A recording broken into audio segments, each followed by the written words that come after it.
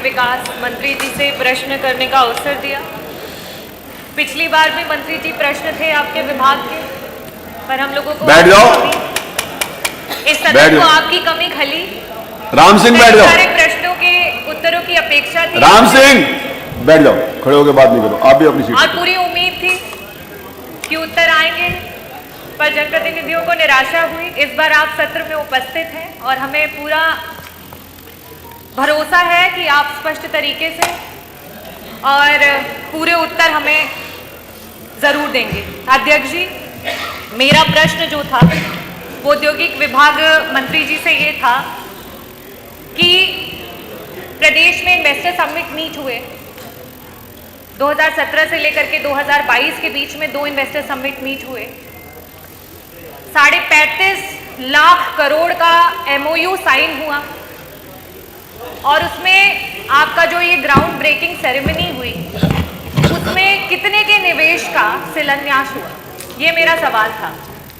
अध्यक्ष जी, जो उत्तर आया है, औद्योगिक विभाग जो है उसने पूरे उत्तर प्रदेश में जनता के बीच में बहुत सारे वादे किए, बहुत सारी नौकरी देने का वादा किया, डेवलपमेंट का वादा किया, कहीं बायोमेडिकल डिवाइस के पार्क बनाने का वादा किया, तो कहीं पे इलेक्ट्रॉनिक पार्क बनाने का वादा किया, और यहाँ तक कि कॉरिडोर्स का भी वादा किया, और साथ ही साथ जितने एक्सप्रेसवे हैं उन एक्सप्रेसवेज पे कहीं मंडी तो कहीं इंडस्ट्रियल डेवलपमेंट का वादा किया।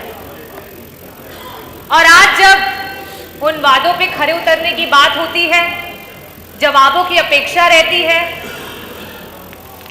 तो कहीं ना कहीं मंत्री जी से जो अपेक्षा है कि वो हमें उत्तर दे, वो नहीं मिल पाता है। पहला जो प्रश्न था वो ये था कि 35.5 लाख करोड़ के MOU में कितने का निवेश आया। मंत्री जी, आपका जवाब है कि सिर्फ और सिर्फ 1,14,000 करोड़ का निवेश आया, जो कि आपके पूरे MOU का 3% भी नहीं है।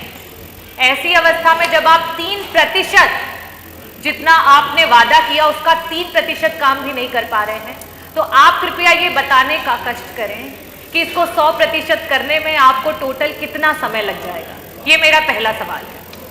मंत्री जी, दूसरा सवाल ये है कि सरकार कहीं ना कहीं इंडस्ट्रियल डिपार्टमेंट पे मेहरबान रही कि सरकार ने जितनी भी उसकी अनुपयोगी जमीन थी, भूमि थी, उसे उपयोगी बनाने के लिए इंडस्ट्री विभाग को दे दी। मैं इंडस्ट्री विभाग के मंत्री जी से ये पूछना चाहूंगी कि आपने उस कितनी भूमि है जिनको उपयोगी बना दिया, जहां पे इंडस्ट्रीज बना दी। क्योंकि आज आए दिन हम अखबारों में पढ़ रहे हैं कि हमारे किसानों के पास ना तो बिजली है, न पानी है और न सड़क है। ऐसी स्थिति में आप इन इंडस्ट्रीज को, जिनको आपने भूमि तो दे दी, ना आप उन्हें बिजली दे पा रहे, ना पानी दे पा रहे, ना सड़क दे पा रहे। समाजवादियों के समय जो सैमसंग की कंपनी उत्तर प्रदेश में आई थी निवेश करने के लिए, आज आपकी सरकार में वो यहां से छोड़ करके कर्नाटका और दूसरे देशों में चली गई है। मैं आपसे जवाब चाहती हूं कि आज जो कंपनियां निवेश करने आ रही हैं वो उत्तर प्रदेश को छोड़ करके क्यों भाग रही हैं। मैं आपसे ये जवाब नहीं चाहती हूं कि आपने किन नई कंपनियों को यहाँ पे लाए। मुझे सिर्फ ये उत्तर दे दीजिए कि आपके शासनकाल में जब से ये इन्वेस्टर समिट मीट हुआ है, कितनी कंपनियां हैं जो बंद हो गई और कितनी कंपनियां हैं जो उत्तर प्रदेश में पहले निवेश करना चाहती थी और आज छोड़ करके चली गई। और अध्यक्ष जी, मैं सिर्फ ये पूछना चाहती हूँ कि उत्तर प्रदेश, हमारे मुख्यमंत्री जी दावा करते हैं 1 ट्रिलियन इकोनॉमी का, और आपका विभाग उसमें अगर पूर्णतः सहयोग करेगा तभी ये पॉसिबल है।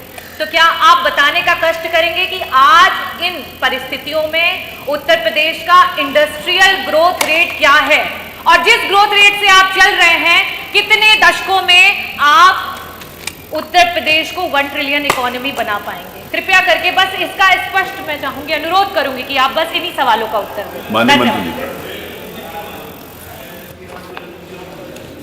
माननीय अध्यक्ष जी, पहले तो माननीय सदस्य ने जो प्रश्न किया है, क्या औद्योगिक विकास मंत्री बताने की कृपा करेंगे कि प्रदेश में ग्राउंड ब्रेकिंग सेरेमनी 4th में अब आप भाषण दे करके पूरा भाषण करेंगे तो हम भी भाषण दे सकते हैं, कहिए। ये भाषण नहीं, प्रश्न का उत्तर दीजिए। ग्राउंड भाषण ब्रेकिंग प्रश्न सेरेमनी उत्तर। 4 में कितनी इंडस्ट्री में कितनी धनराशि के कार्य प्रारंभ हो गए हैं?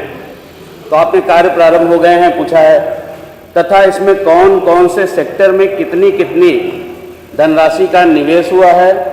क्या सरकार यह बताएगी कि उक्त इंडस्ट्री में प्रोडक्शन की क्या सुनिए तो, समय सीमा निर्धारित अरे है? सुन तो लीजिए जवाब आ जाने दीजिए डॉक्टर रागनी, जवाब आ जाने दीजिए, फिर उसके ऊपर प्रश्न करिए ना। बिना जवाब के प्रश्न कैसे कर रही हैं आप?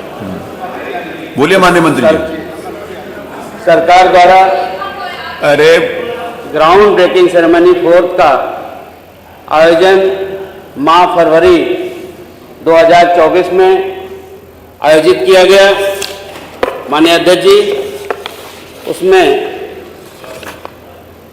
14,701 परियोजनाओं में 10 लाख